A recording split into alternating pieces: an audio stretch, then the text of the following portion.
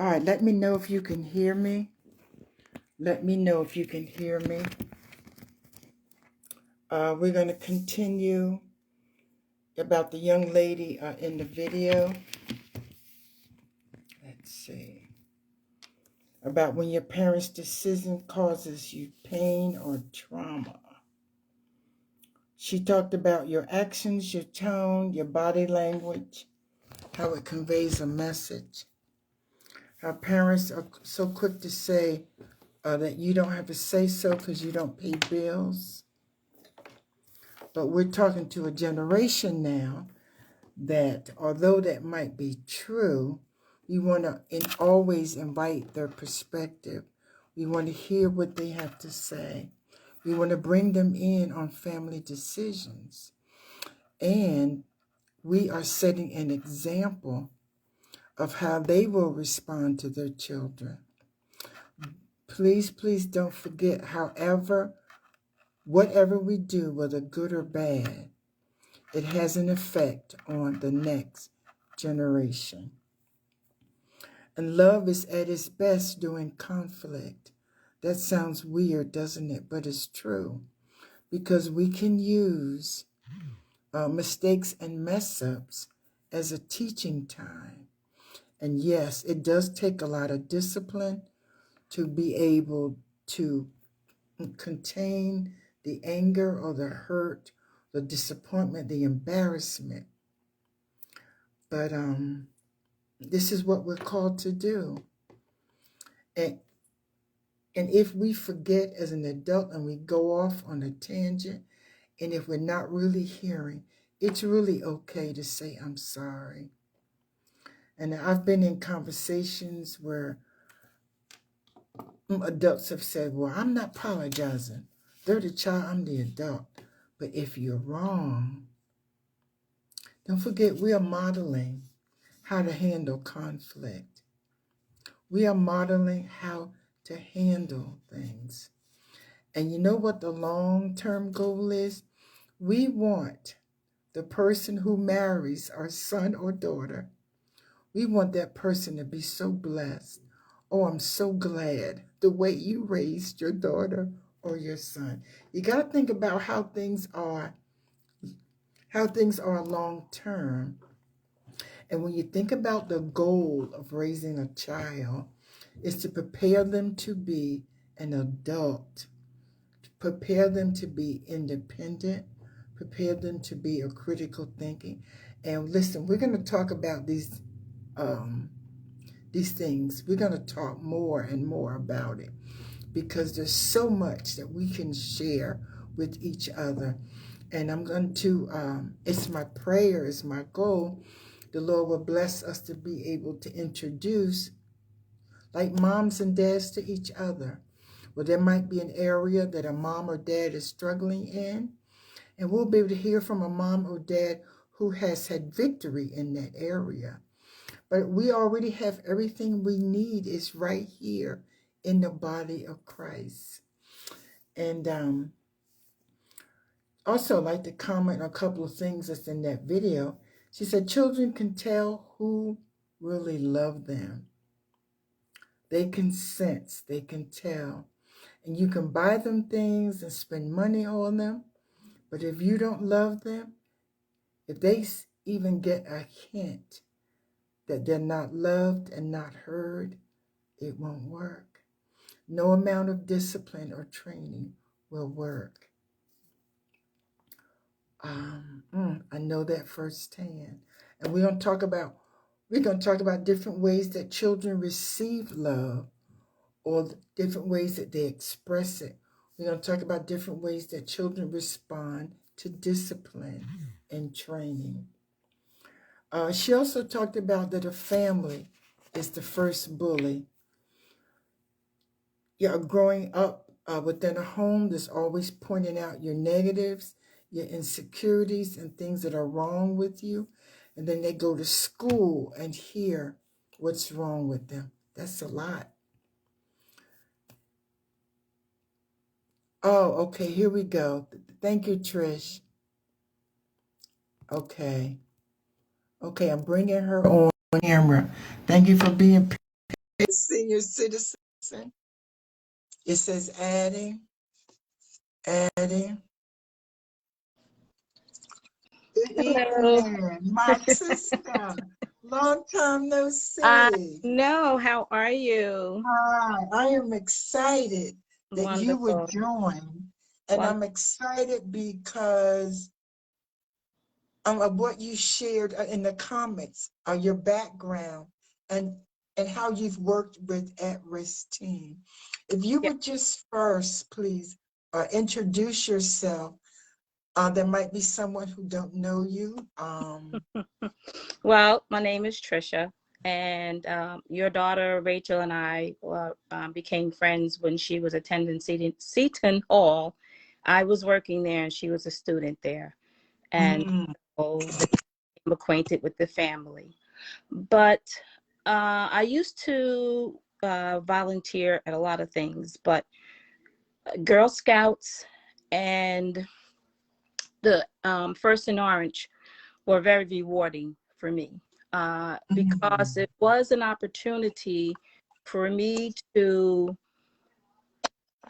how can I put it, to have an, I won't say have an effect, but just have an input, some sort of positive input into a youth's life, you know. mm, With Girl Scouts, there was a young lady that I didn't know, speaking with the other girls, um, who tried to commit suicide. And mm, she briefed on it at one of our meetings because, you want to help them earn their awards and all that, but then you also want to help mold them. That's what pretty much mm, we're doing as mentors, we're molding them. And so she did speak about it, and I pulled her to the side. I said, I know you didn't want to get deep into what was happening mm. and what caused you. You guys, excuse me, I ain't doing my hair yet. But Oh, don't I listen. We said, not like that. You fine. I'm sorry, I'm a little Mm, vain there with the hair. But anyhow, I told her, I said, here's my number. At any given time, I don't care what time, what day or night, if you feel that urge to do something harmful to yourself, I'm not just here for Girl Scout night. I'm here whenever you. mm, And I think if mm, more adults take accountability for our youth on that level, realizing that they have a safe haven. I mean, because there are some kids who are, in a sense, being raised by kids. I mean, these parents are having these mm, children really young. They feel that they're not relatable, because the kids are trying, the parents, in some respect, I think this is not for all, but in some respect, they're trying to be friends. And when my daughter was younger, no, I was not trying to be your friend because I had a responsibility. And my mm, responsibility was to make sure that you became a successful, positive person in this world. Set you up for life where, the streets weren't going to really give you the foundation. They can teach you mm, things, and sometimes they could teach you wrong things. But if you have a strong foundation, it's very, how can I put it? It's very rare that the streets will capture you if you have a strong foundation. I Now, believe so. with the at youth risk program, called First and Orange, is no longer there. But there were children who were having difficulties at home or didn't have anyone that they can relate to. Um, I mean, I put my daughter in there, one, because I've always I've always been the type of parent where I feel you can be a well-rounded person. It's all about exposure, you know. And so, Yes. although that was about at-risk youth, and although, praise God, she wasn't an at risk youth, sometimes seeing other children going through what they go through makes you a little bit more grateful of the Mm, parenting that you're being given. And sure, as a teen, you're going to be rebellious. No, you don't want to hear what your parent had to say. They can't relate. They're too old. But as I always told my daughter, there was a July 12th when I was growing up. There's a July mm, 12th now when you're growing up. It's just certain things have changed, but in essence, a lot has not changed. And so there are certain things that, mm, yeah, your kids, your age drink. Yeah, kids when I was your age drink. They smoked, they made it, and I had a lot of drugs, as the kids nowadays are doing. But they mm, did. You know, so you do have to relate to the children to let them know that I've been through the same thing. But a lot of parents Ooh, that's I've come key. across, they don't want to expose the good, the bad, and the ugly, as they say. You know, you cannot um, you cannot make your children think that you're God's gift to this earth. You know what I'm saying? You have some issues. You had some issues, and you've overcome them because of whatever you did. So your job is to let them know, yeah, you know what? I snuck a drink when I was this, or I cursed at this, or, you know, I skipped Mm, school, but I realized that this wasn't for me. And so you have to let them know mm, I did it, yet this is what I did to overcome it, and this is what I've learned from it. It's not only just don't do that, but you also have, if you're their first teacher. And so if there's anything yes. that you have gone through, you have to teach them yay and nay about it. You know, this is the positive side that could have had that happen. This is also teaching them how to make critical decisions. Now, I always was a firm believer in listening to kids, because when I was growing up, and I'm in my 50s, and it was like, you know, shut up, listen to what I'm saying, because I was raised by older parents. You know, my mom had me in her late 30s, my dad had me in 40s. So that's a, you know, deep age gap, you know. And so the way they were raised, they were raising me that way because they figured that old time religion, if it's good enough for them, is good enough for me. But then I realized, raising my child, that sometimes you got to tweak it. You got to tweak it for the modern times. Mm, Yes, it was a July 12th, and it's July 12th now, but you got to tweak it so that you can be more relatable, not friends, but relatable to your kids, relatable. to get them to understand that, you know what? Yeah, my mom did that. And, you know, sometimes my daughter now, she's my friend. Like my daughter's 20, will be 29 this year. She is my friend. And I say that because I allowed her to have open talk with me. And Mm, said, "Mom, can we have open talk?" And I'm like, oh boy, it's going to be something. It's going to be a doozy. But open talk with us was, hey, you know what? Mom, I got to tell you something. I know you're going to be mad. And I used to tell her, yeah, I may be mad. I'm not going to say I'm going to jump on you now, but do know that either the consequences are going to come from your actions or are going to come mm. from what I have to say afterwards. And I wouldn't, you know, always put her on punishment, because sometimes the punishment was what she went through already. Ooh, So sometimes you don't always mm, have to, every time a child comes to you with what's going down with them, you don't always, you listen to what actually happened. And so when you hear what happened, and you'll realize, you know what, that's enough. They've gone through it. It's cool. You suffered enough, whatever you went through, and we're good. excuse me. What have you learned from that? Now you're going into the teachable moments. Now that you realize whatever they did with the open talk, and I, like I said, anytime she want to open talk, I would tell her, listen, I can't promise you I'm not going to get mad at what you're about to say, Mm, but I want you to come to me. And okay, so this little mm, boy liked her, and she's so glad that, you know, she didn't follow him because she heard about him taking the girl home and whatever the case may be.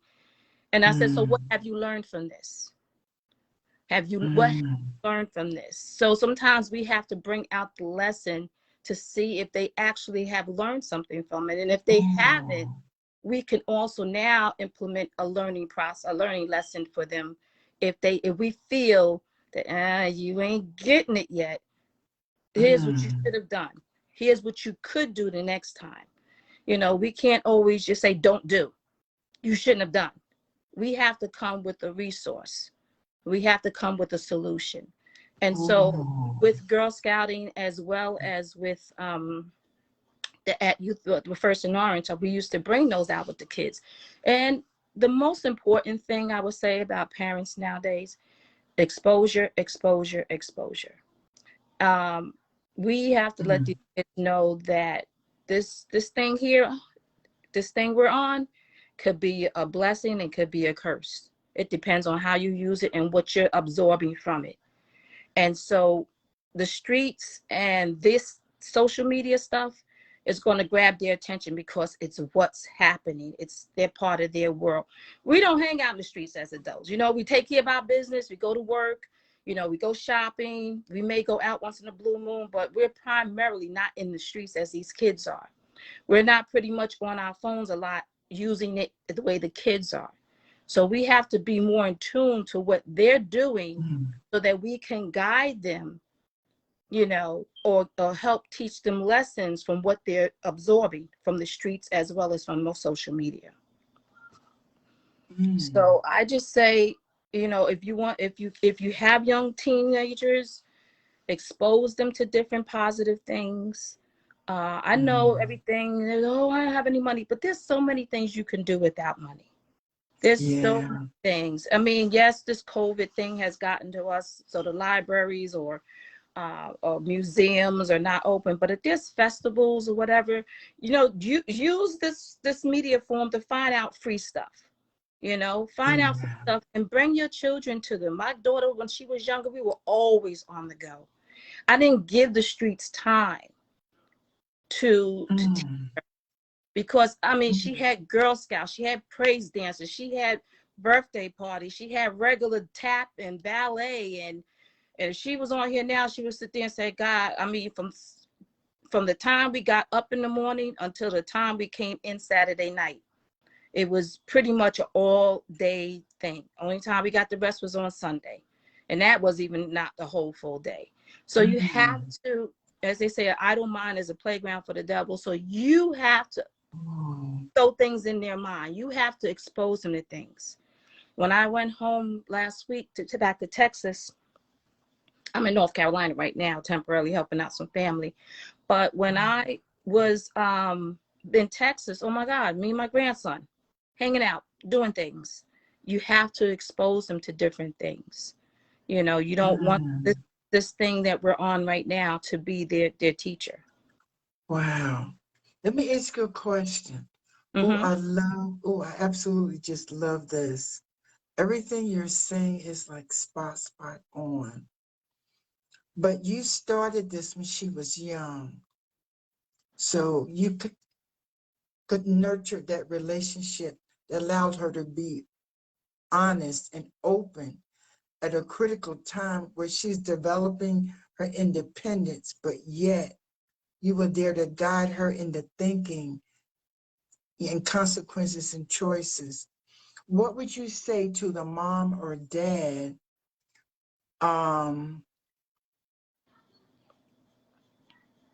after hearing this, and they might realize, wow, I haven't done that. And they're already a teenager and I'm having a hard time. You can share a little bit about, like, where would they start? I say as long as there's a day of sunshine, there's a chance of hope. So you have to make it about them at this point. You know, it can't be about the two of you just yet, because you have to now come into their world, because they're not going to jump into your world. That's just as plain and simple. Trish. They're not going to sit there and say, Mom, what you doing today? Let's go hang. No, that's not going to, even with my daughter, as close as we are, as close as we were when she was coming up, there had never been a day, well, I'm going to say there'd never been a day. There's been very few times that my daughter said, hey, Mom, what you doing today? Let's go such and such, such. Now today, like when I just went back home, said, Mom, let's go out tonight. You see what I'm saying? Because I started that when it was younger. So you don't have that time to implement in their lives, but you still have time to do something. And so now you have to start not drilling them, but it's just like a job. You know, you're sitting here trying to figure out how you can better yourself at this job. So you inquire with your boss of, you know, what things can I do to make this job easier for me? What things can I do to be more productive at this job? And so you may have to start thinking that way towards your child. What can I do? You know, what can we do? What do you want to do today? I don't want to do nothing. Oh, you got to be wanting to do something. Little small trips, even if it's to go away overnight. Some of you'd be surprised how many kids have never been in a hotel, never had the luxury of just laying on those soft pillows and that soft mattress. If you can afford something like that, let's have a weekend together. Just stay the night in the hotel. go down and have free breakfast, whatever the case may be, whatever little things you can begin to do to start to creep more into their world, to get a better understanding on how you can relate to them. That's what you need to do. You need to, if you gotta, like you sit down. Can I have him sit, Miss Cole? Can I sit down with you for a moment? I'm not feeling as if I'm being the best I can be at my job. What do you advise as my supervisor that I can do to be more productive? You may have to have a similar conversation with your kid. You know, I wasn't there all the time. I was incarcerated, or your mom didn't let me see you, or your dad didn't let me see you, or, you know, I was really young when I had you, and I had to give you up to someone that I know could give you a better life than I could at that moment.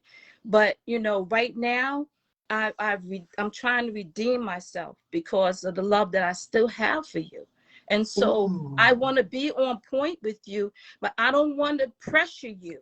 So what I want to do is just find out what you and I can do to find some sort of neutral, you know, meeting spot that we can begin to grow. Let's figure out, you coming from here, I'm coming from there. Where can we meet up to grow? I want to get to know you. Once you start emphasizing how you want it to be all about them and not you, the parent, because, yo, wait a minute, well, we just, you know, we just getting here. You haven't been there with me all this time, and rightfully so. Who are you to sit there and tell me X, Y, Z, A, B, and C? However, if you try to find a neutral place and let them know that you're trying to get to know them. Now, I'm not saying that it's not going to be, there's going to be some forces, but just like you take those workshops at work to better yourself. If you don't know Word that much, you go take a class in Word. You don't know Excel, you take a class in Excel.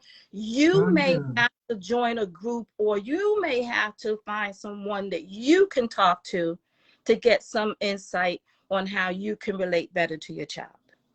It's a job. It's a job. And so just like you want to be the best at your job, you go through all your resources, you may have to do that with your child. You may have to tap it. Goodness. Oh my goodness. Hey, I got to bring you back on for part 2.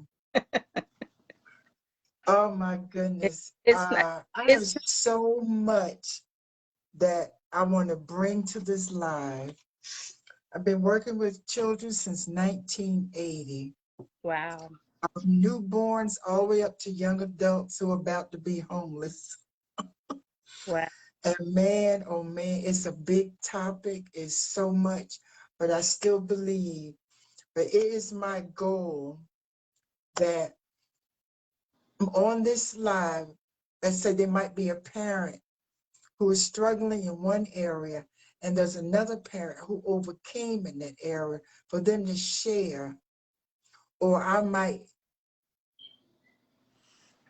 you know, either or vice versa. But the answer, because God said we already have everything we need. And even, oh my gosh, there is so much to talk about. Well, you know, what I told my daughter, I mean, I'm not going to sit here in front. We didn't have the lollipop dimpled relationship. You know what I'm saying? I mean, she was some growing pains. You're a teenager. I know my father hell, and she gave me the same. At some point, it wasn't every day, you know, but at some point there was some rough patches we had, you know, rebellious. I don't want to hear that. Da da da da da. She wasn't an overall bad child, but of course, there was some rebellious. But I always told her, and if I say half of what I'm about to say, she could finish the rest. And I will always tell her, you are half of me. I'm not going to let half of me fail. You're half of me. The other half is your father. I can't speak on that part, but I can speak on my part, because you're half of me, and because I want to see me succeed as a person, and because you're half of me, I'm going to see you succeed as a person too. I'm not going to tell you anything wrong. I'm not going to sit there and let you run astray. I'm sorry. I'm fighting. It's like I will fight for me. I'm going to fight for you because you're half of me. And I Well, think that who inspired you? the man who Who birthed motivated me, you? Because oh, I've met a couple of moms that were so depressed they're in the bed, and the 15 and the 17-year-old are really like on their own. But she was so overwhelmed and depressed by her life.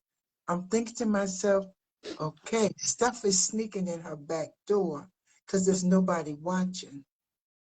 well, depression is real. It's like mental health. You know, people don't Mm. really understand. They think, oh, get over it. And I'm gonna tell you, my dad, the day is his birthday. He transitioned in 2020. And I don't even know if that's a pill I'm ever going to be able to get over. It's a pill I could ever swallow. You know what I'm saying? Because he is all I know since I was growing up. Now, my aunt, who was my mom's sister, she did help raise us with him. Um, but my mom transitioned when I was 6. So I won't say, Mm. I'm not going to discredit her, but my credit comes from my aunt and my dad. You know, they were the strong ones that kept me going no matter what, no matter how many hard times we've had. You know, as our dad always said, is there's a day of sunshine, there's a chance of hope, there's a chance for you to get it right. There's another day for you to get it right. And so for those that are in that depressed mode, you know, it's the old cliche, but it's so real. Tough times don't last for long. Tap into resources such as your lives that you have. Not promoting anything, but my page, there's little, if you're on your phone, I have apps where it's not something that you can make, you know, a whole lot of money. Is not a regular job, but these little gigs here and there. I mean, from November 20th up until roughly Mm. November 2020 up until last maybe last summer 2021, with this one little gig I made like 4 grand. And it's not a lot of money, Mm. but it keeps my car running. It keeps me from saying I'm completely broke. And so if it's money that you're going through, you know, tap into your resources. If you can't deal with your job anymore and you don't want to deal with the people at your job, there are so many remote jobs right now that you can work, Mm. and you don't have to be bothered with people. Maybe you're not a people person. Maybe someone looks at you and you're ready to punch them in the head. I'm being real. Some people are not people person, and so that's okay because there are jobs for you, whether it be remote, whether it be just being in a warehouse away from the public. You know, um, Mm. you have to figure out you're happy. You know, I always say that. I always told my daughter, when I say man, but in general, anybody, no one should be making you happy. They should be Mm. adding to your happiness. You Oh, have to tap Trillis, to Trillis. everything that is making you happy. You have to figure out, you know, is this going to make me happy? Or you know what, this makes me happy. When I do crafts. I don't know if you've seen any of my crafts that I had put up. But I recently just finished doing this craft. Give me a minute. I'm in the room. Eh. Okay. And so this is my therapy. This is my therapy. Uh-huh. This is my therapy. I just my Ah. time and put little beads. I got to fill in the brown spots. It was like a gold colored thing. But I had to fill in Mm. I had to fill in all that. So I said, that's my happy. My craft is my happy. So no one can Mm. craft for me. Now, my girlfriend brought this and said, hey, Trish, I want you to do something with it. Someone can add to my happiness, but this Mm. itself makes me happy. So you have to tap in to what makes you happy. You have to Mhm. find that outlet that makes you happy. You have to start working on that. It could be a couple of Mhm. things, but whatever it is that the things that make you happy, you need to start doing them, because once you're happy, and that's the truth. They say happy, happy wife, happy life. But once you're happy, your whole household is going to have a The whole whole demeanor house. different about it. The whole You know, house. And your kids will Yeah. see the difference.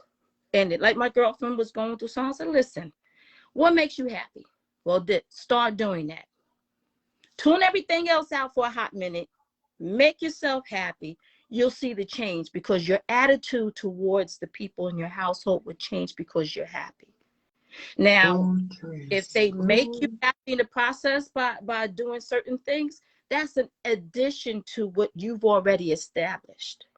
No one's yes. going to sit there and pop something in your mouth and pour happiness down your throat. It's not going to happen. It's just not going to happen. I wish it could Mhm. sometimes, but sometimes I'm not happy. But I have to focus back on things that make me happy.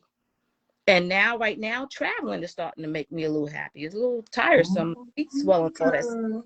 plane. But again, you have to find your own happiness and let others who are in your life contribute to that happiness. Can't expect your kids to make you happy because you're their teacher. You're supposed, yeah, they do little cute things, but that's not pure happiness. Yeah, You yeah. know what I'm saying? Your kids may do cute little things, but all in all, you have to find that happiness. Yes, Everything yes. else be an additive. You know what I'm saying? You're cooking the chicken. The chicken Yes. is the happiness. Your seasonings are everything else. You know what I'm saying? Your seasoning is Yes, everybody yes. that's, putting into your happiness. And that's what you Yeah. have to do. So if you're depressed, you have to figure out your happiness. Come out of that depressed state. I can't tell you how long it's going to take you, because I don't know how much time and energy you're putting into making you happy. So whatever the state that you're in, if you're in a depressed, if you're in a sad, you have to begin to get yourself out of there. And how do you do that? You try different things. See what makes you Mhm. happy. See what makes you Mhm. happy. No one can sit there and Wow. tell you, oh, you know what, Trish, if you do that, that's gonna make you happy. Make me happy. Oh, May not make me happy. yeah, nobody can tell you. Nobody. So for depressed Wow. people who are going through a whole lot, you have to understand that, you can't put so much into everybody until you're on E. You can't do that. Oh, You can't keep oh, giving and wow. giving and giving and giving. And I used to be one of those people Mm. who I wasn't depressed, but I said, dang, I mean, well, what happened when this happening to me? You know? So Mm. right now, my attitude is I am making deposits, not a whole lot, but when I see I can do it, I'll make a deposit into my blessing account. And later on, God will bless me, and that'll be my withdrawal. You know, Mm. but being here helping out family, I'm making a deposit into my blessing account. And when God sees right for me to make my withdrawal, He'll bless me with something. Yeah. So that's what you have to really, in a sense, look forward to. Making yourself happy so that you can begin to bless others, even with stuff that you do that's making you happy. You might be able to bless others with your happiness, and then you be able to Mm. make your withdrawal. When, I don't Amen. know, but God will give it to you when He feels that you're ready to deal with it. Ooh, Sometimes we like, God, I need that withdrawal right now, like where I need to sign on the ooh. deposit tick on the withdrawal slip, but it's not ready. And there were times I'm like, God, why am I keep going through this? Why am I going through Wow. this? And I get angry, but then I have to realize that what are you not doing to prepare yourself? Because God helps those who help themselves.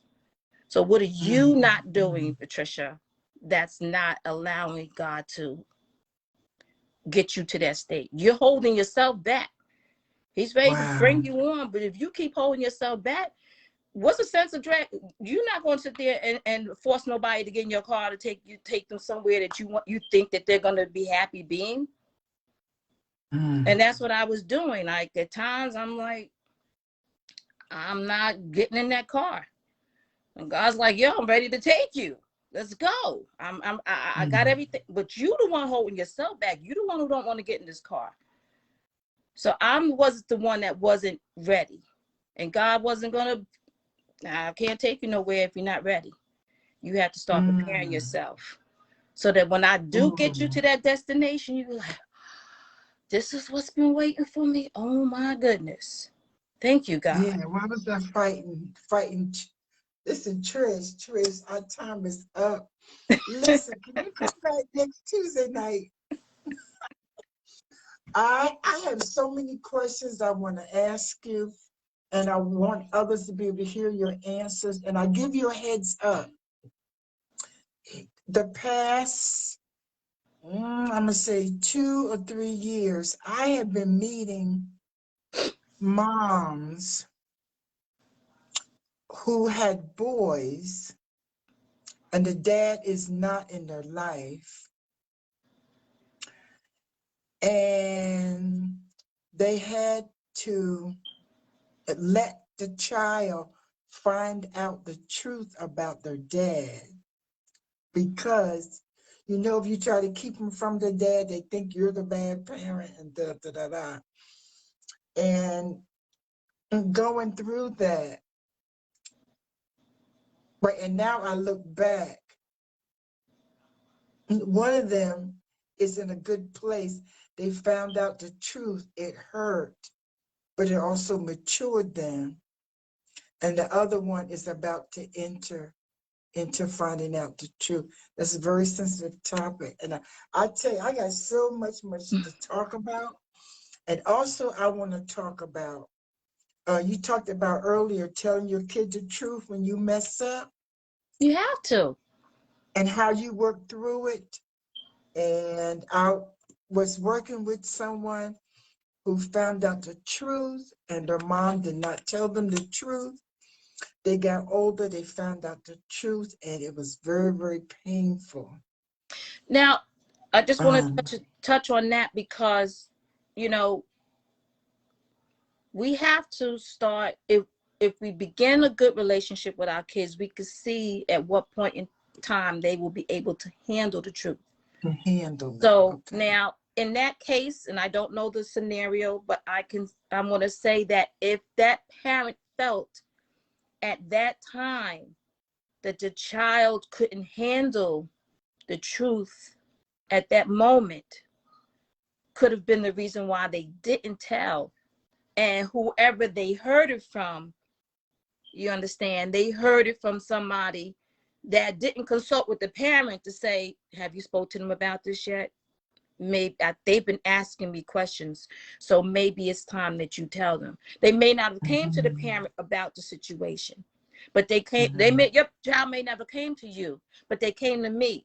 So now I'm saying, hey, Ms. Joyce, you know what? Have you talked to them about that situation? No. Well, they're coming to me with a lot of questions, and I think they might be ready. So Oh, that's sometimes if good. That's people good. know about a situation, you may want to consult with the parent to let them understand that your child is coming to me, and you may want to, start talking to them. And if you need me there with you, I have no That's problem. good. That's the village. Listen, I got millions of stories. Yes, we need the village. We need the Yes. village. Oh, I Yeah. could keep going, but I want to honor everybody's time. Of course. Thank you so much for joining in. No worries. If you missed the video that I played, I can send it to your cell phone. But it was about I saw that video. a teenage girl. We heard from her what happens when the parent's decision causes the child trauma and pain. I'll be happy to send it to your phone if you'd like to have that video. I still play it because I hear and I'm taking notes. I hear something different every time. But I want to close now. I want to respect everybody's time. I see New Jersey in the house. I see Connecticut in the house. I see Georgia in the house. And I see Florida in the house. Thank you so, so much. Please share this video if you know that someone can be blessed or encouraged, because we all need each other. Thank you so much, so much. Can you make it next Tuesday night? Send me on Messenger, because I tell you, when You're busy. not overly busy, but when I get into my happy zone, aka my crafting zone, like Ooh, I didn't realize that's last night great I was therapy. up to like 12:30 doing some of that, and I Oh, it's started good like at 8 therapy. o'clock. Good So therapy. yeah, it's my therapy. So I will get lost in crafts ASAP, easily. Okay. So hit me up on Messenger. Let me know that you know, hey, we're about to go on in about an hour and a half. Give myself some time to stop what I'm Thank doing. you so much. And I'll come Thank on. you. I'll come God on. bless you. Good God night, bless everybody. you. We'll meet again next Tuesday night, 9 o'clock, Facebook Live. Okay. Good night. Good night.